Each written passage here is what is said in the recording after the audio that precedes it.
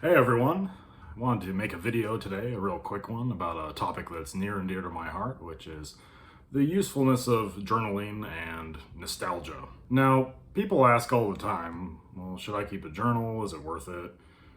To kind of keep a day-to-day log of what you do, what would I put in a journal if I have one, that sort of thing. Everyone seems to have a different opinion about it. It's something that I've been doing for a really long time. My first journal, and I have 4 of them here with me, though it's not all the ones I've had in my life.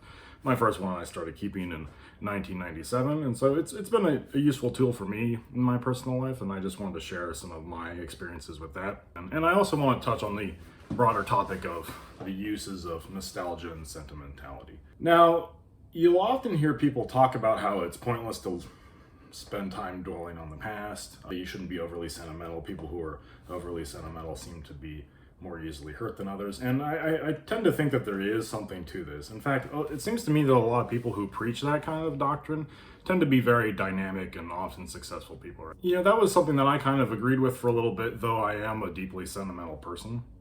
And it kind of forced me to think about what the uses of nostalgia and sentimentality might be. Though we may try to change who we are in some respects to make ourselves more disciplined or better, I don't know that we can really change our emotional proclivities, right? So that is to say, I think a person who is born as a sentimental person and is sort of enthralled to that kind of feeling, I think they're probably going to be that way for most of their life. Okay, so there's only so much that you can do to change your natural temperament. That said, once I started thinking about the uses of nostalgia, I actually think that there probably is a reason why people are sentimental about things. There's probably a reason why people have memory. So it allows us to take knowledge that we have from the past to apply it to increasing our survivability in the future. We remember where we've put food, we remember what's hurt us in the past. And I think that nostalgia as a sort of tender emotion actually has a similar effect. Nostalgia for good things that have happened in the past in our life can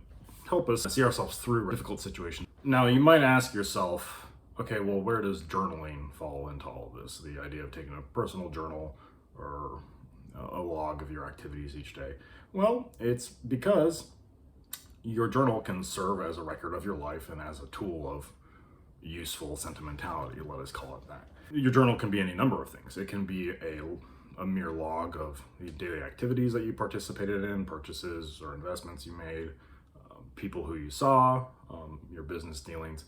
It can also be a reflection of your inner life, the feelings that you have on a daily basis, what's going on in your life at the time. And that tends to be more of what my journals are like, though a lot of my journals also include just sort of explanations of physically what I was doing that day. Now, the very first journal that I received in 1997. It's this Darth Vader journal, and I got it because I asked, it was either my father or my mother to buy it for me while we were at the supermarket. It cost $1.89. And as with most things written by small children, it's not particularly interesting. Though one of my favorite entries in here, though I won't show it to you because now I had terrible handwriting. My favorite entry comes from January 12th, 1999, which all I wrote was one sentence, which was, "I woke up today and did my jobs."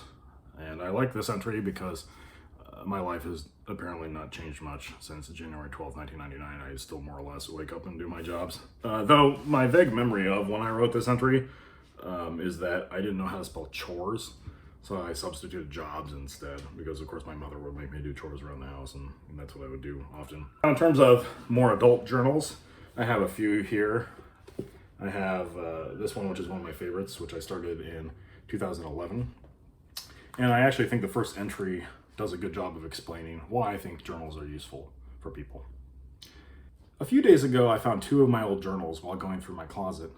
I was amazed at how many vivid memories the entries brought back, things I hadn't thought about in years. You always think you'll remember every detail of each day, but you never do. Maybe this way I can finally get a hold on the individual memories of my passing days. I'll never again be the exact person that I am at this exact moment. When I look back at my life, I'm going to want to know how I got there. Perhaps this will help me remember. Looking back at old entries, it's always hard not to pass judgment on yourself. Those old journals were not so much kept by me, but rather by an individual who eventually became me. The idea that is me is constantly evolving. He is like an oil painting administered layer by layer until a rudimentary image emerges, the discovery of which is eventually complemented by the addition and presence of detail. Like a painter crafting and forming an image in his mind, I have an idea of what I want my life to resemble. And though the components of paint have lowly origins, the artist skillfully places each where he knows it must go. He creates beauty out of disorder. How much greater to be able to paint on the canvas of life, to love and give and learn. There are so many things to be thankful for. I'm the sentimental type, that sorts so at odds with the pragmatist who preaches how pointless it is to dwell on the past. I disagree with people like this because I believe that memories, the nostalgia, can be a source of great strength. In our worst moments, these memories may fortify us with the knowledge that at one or more points in our lives, things were good, and so can be again. Nostos, the return home, reminds us of what we've held dear and why we should continue to push on. The main reason I wanted to resume keeping a journal is also that it is so easy to forget what our day-to-day journey was like in the past. We are temporal beings and so forget what our earlier selves were like. We are prisoners of the here and now. I want at least someday to have some fragment left in the future of who I am today, and so I am putting it here. In the past, when I started keeping a journal, important things seemed to happen shortly thereafter. Maybe it happened because I wanted to give myself something to write about, or more likely, I had the feeling that something was going to happen and that motivated my writing. Still, even if nothing noteworthy occurs in these pages, I'll at least have some record of my daily life and it will give me something to do. It is probably a universal dictum that it is better to do something, anything, than to do nothing at all.